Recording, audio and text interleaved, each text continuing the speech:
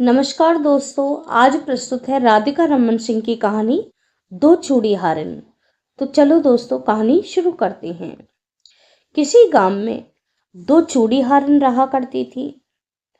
दोनों ही उम्र से अधेड़, खिचड़ी बाल, मुंह पर झुर्रियों का झुरमुटा।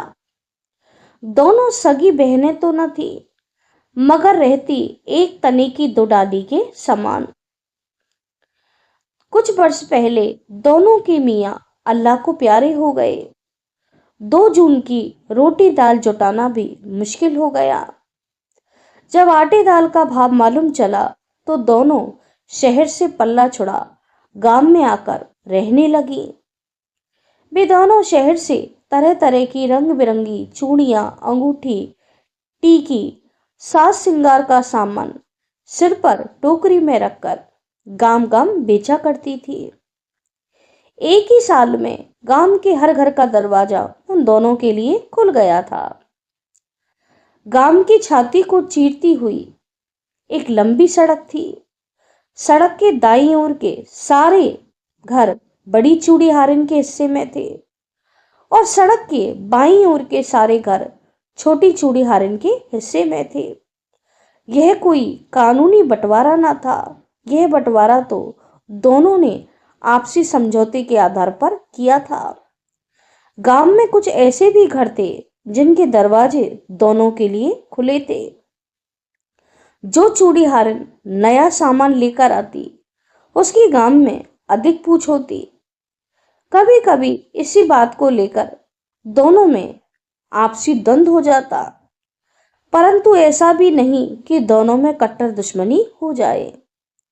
जब गांव में नई फसल कटती तो दोनों चूड़ी हारन की आमदनी दुगनी हो जाती। एक दिन बड़ी चूड़ी हारन का स्वास्थ्य जवाब देने लगा। दमे का जोर था, हर घड़ी धूकनी चलती, सांस फूलती। सिर पर चूड़ियों की पिटारी लिए गली गली घंटों चक्कर लगाने पर उसकी जान पर बनाती। छोटी चूड़ी हारन जो उसके पड़ोस में रहती थी, वह भी सुबह शाम आकर ऊपरी मन से उसके स्वास्थ्य का हालचाल पूछ लेती। बड़ी चूड़ी हारन के बीमार होने पर छोटी चूड़ी हारन मन ही मन प्रसन्न रहने लगी। ऐसा लगता कि मानो उसकी बाछें खुल गई हों, सितारे बुलंदी पर आ गए हों और उसे लगने लगा कि मैदान अब तो मेरे हाथ में आ गया है। एक दिन बड़ी चूड़ी हारन ने हाथ जोड़कर कहा, बहन, फुर्सत के दिन हमारी चूड़ी की पिटारी को लेकर गांव में फेरा दे आया कर। बिक्री का आधा हिस्सा तुम्हारा होगा। मगर छोटी चूड़ी हारन का मन न पसीजा। उसकी बातों को वह अनसुना कर देती।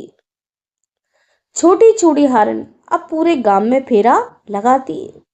जल्दी जल्दी वह अपने माल को गांव में खपाने में जुट गई।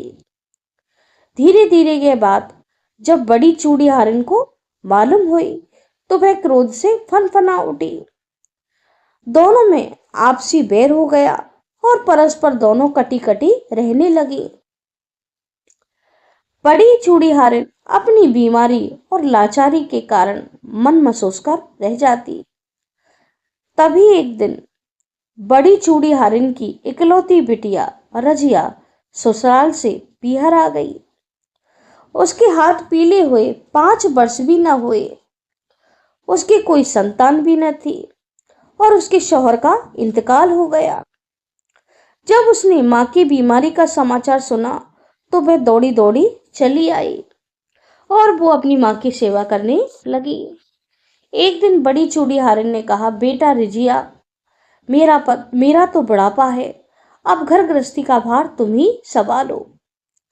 रजिया अपनी मां की बात को टाल न सकी और वह सिर पर टोकरा रखकर और घूंघट की ओट में घर घर गली गली चूड़ी बेचने लगी। उसके अंग अंग पर यौवन का निखार था। उसके आने से गांव में एक नया आलम छा गया। घर घर उसका इंतजार होने लगा। क्या जवान बूढ़े भी अपलक उसे देखते। उसके आते ही आंगन के दरवाजे खुल जाते थे। बूढ़ी चूड़ी हारिन का पासा पलट गया। फिर से बाजी उसके हाथ में आ गई। बूढ़ी चूड़ी हारिन की तरक्की को देखकर छोटी चूड़ी हारिन अंदर ही अंदर जलने लगी। उसकी सिट्टी पिट्टी गुम हो गई। अब ग्राहक छोटी चूड़ी हारिन से कन्नी काटने लगे। छोटी चूड़ी हारिन को लगने लगा कि उसके पैरों से धरती खिसक गई हो। वह बूढ़ी चूड़ी हारिन को दोष देती, दांत पीसती, खानदान की रुसवाई और अपनी कौम की दुहाई देती, पर गांव के लोग उसकी बातों को नजरअंदाज कर देते, उससे मुंह फेर लेते। छोटी चूड़ी हारिन पर मानो बदले का भूत सवार हो गया। वह ईंट का जवाब पत्थर से देना चाहती थी। उसके घर में कोई जवान बेटी न थी, केवल एक नई नवेली बहू थी। उसके सिर पर आई ने कंघी चूड़ी की पिटारी रखकर उसे दर दर भेजना उसे गवारा न था, परंतु बदले की भावना ने उसे अंधा बना दिया था। बहू बेचारी सब कपाती। छोटी चूड़ी हारिन का बेटा शहर में राजमिस्त्री था। एक दिन छोटी चूड़ी हारिन ने अपना कलेजा कठोर करके अपनी बहू से कहा, बहू, घर का गुजारा होना मुश्किल है। दाल रोटी के लाले पड़ रहे हैं। अब तुम्हें घर घर जाकर सामान बेचना पड़ेगा। फिर क्या था, छोटी चूड़ी हारिन की बहू सब कपाते हुए चूड़ी बेचने निकल जाती है। वह चूड़ी पहनाने की कला में बेजोड़ निकलती है। वह जब बन सवर कर निकलती, सतरंगी छिटकी चोली, लाल पीली चुनरी और उसके गुलाबी गाल और हिरन के समान उसकी आंखें थी। उसकी हर अदा चौंकाने वाली थी। वह जब औरतों को चूड़ी पहनाती तो नौजवान प्यासी नेत्रों से किवाड़ों की फांकों से झांका करते। वह शहर से चूड़ी ही नहीं, सुई, बिंदी, बटन, गोटा किनारी आदि नई नई चीजें लाया करती और एक ही दिन में उसका सारा माल बिक जाया करता था।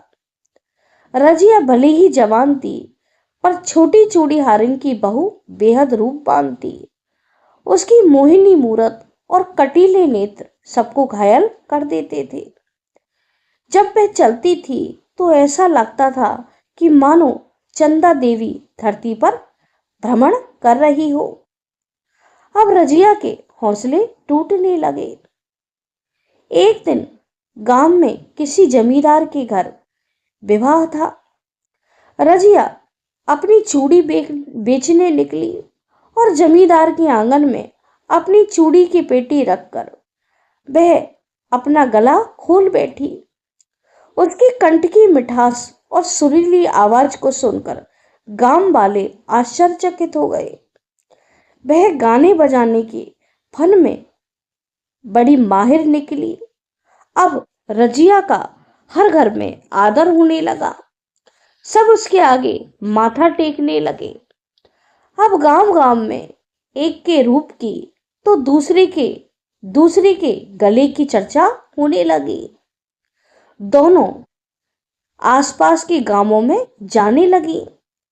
एक गीत गाने जाती तो दूसरी सामान बेचने जाया करती।